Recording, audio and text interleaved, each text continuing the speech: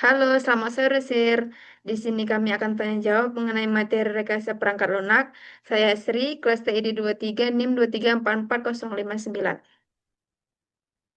Dan saya Febri, kelas TID 23, NIM 2344069. Baik, kami akan memulai podcastnya.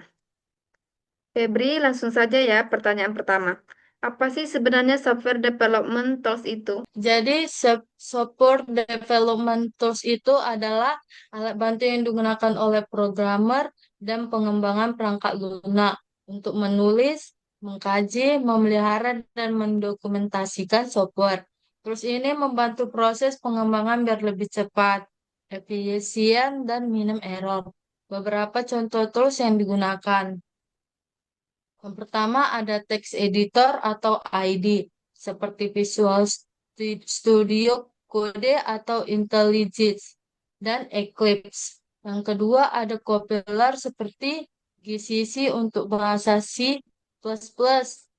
Yang ketiga ada version control kayak Git untuk melacak perubahan kode. Yang keempat ada debugger buat cari dan memperbaiki bug.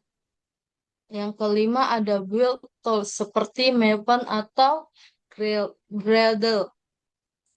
Bahkan sekarang banyak juga tools untuk automate testing dan continuous integration kayak Jenkins atau GitHub Actions.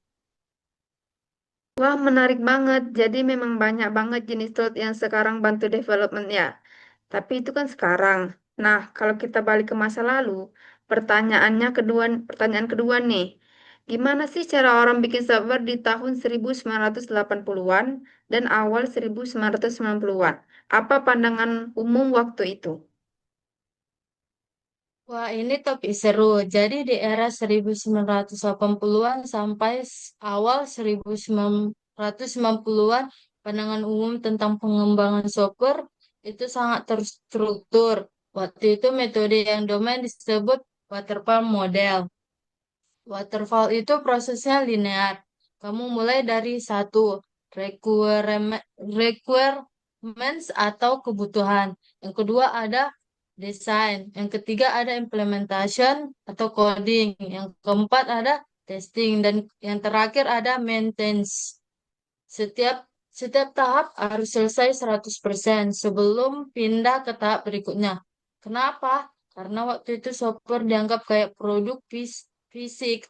Kalau sudah dibuat, ya sulit untuk diubah. Jadi pendekatannya sangat dokumentatif dan formal. Kayak bikin gedung ya, fondasi dulu baru bangun lantainya satu-satu sampai atap. Persis, tapi problemnya pendekatan ini ternyata nggak fleksibel. Misalnya kalau kebutuhan klien berubah di tengah jalan, sistem waterfall bikin kita harus mundur jauh ke belakang dan itu boros waktu dan biaya. Makanya di akhir 1990-an mulai muncul kode baru seperti Agile yang lebih interaktif dan fleksibel. Wah, jadi dari sana muncul pergeseran cara berpikir ya. Dulu rigid, sekarang adaptif. Betul, dan yang menarik di era 1980-an itu toolsnya masih sangat terbatas. Banyak pengembangan masih pakai terminal, compiler sederhana, bahkan debugging pakai cetak di layar atau print statement. Belum ada ID secanggih seperti sekarang. Jadi sekarang kita bisa bilang dengan tools modern, pengembangan software jauh lebih cepat dan fleksibel ya. Iya, sekarang sudah beda jauh. Tools zaman sekarang mendukung collaboration, real-time feedback, dan automation. Semua itu bikin software bisa dibangun dalam interaksi singkat dan kualitas lebih tinggi. Keren, terima kasih banget ya Febri. Intinya sangat bermanfaat. Baik, sama-sama Ayu. Baik, sisi kedua pertanyaan dari Febri. Saya Febri, kita bakal ngobrol tentang satu pertanyaan mendalam banget nih. Kenapa sih nggak ada satupun teknik desain atau implementasi software yang cocok untuk semua sistem. Dan kita juga bakal bahas sistem informasi kesehatan mental yang keren, yaitu Mencare, dan kenapa dia punya dua tujuan besar. Langsung saja ya, langsung saja ya yuk, kita mulai dari yang pertama. Kenapa sih Kenapa? nggak ada satu teknik desain atau implementasi yang cocok untuk semua sistem perangkat lunak? Wah, pertanyaan ini fundamental banget. Jawaban singkatnya, karena setiap sistem punya kebutuhan yang berbeda-beda. Kalau kita analogikan, bikin perangkat lunak itu seperti membangun suatu, kadang kamu bangun rumah, kadang kamu bikin jembatan, kadang kamu bikin pesawat. Jelas tekniknya beda-beda kan? Misalnya, misalnya ada tiga. Yang pertama itu sistem embed, kayak pompa insulin butuh real time, respons dan keadaan tinggi. Yang kedua itu adalah tapi sistem informasi manajemen kayak maintenance, fokusnya lebih ke akses data, keamanan, dan integritas. Yang ketiga itu adalah sementara game. Beda lagi, dia harus responsif, interaktif, dan fokus ke performa grafis. Betul, setiap sistem punya baut sendiri. Makanya ada banyak metode desain dan pendekatan implementasi.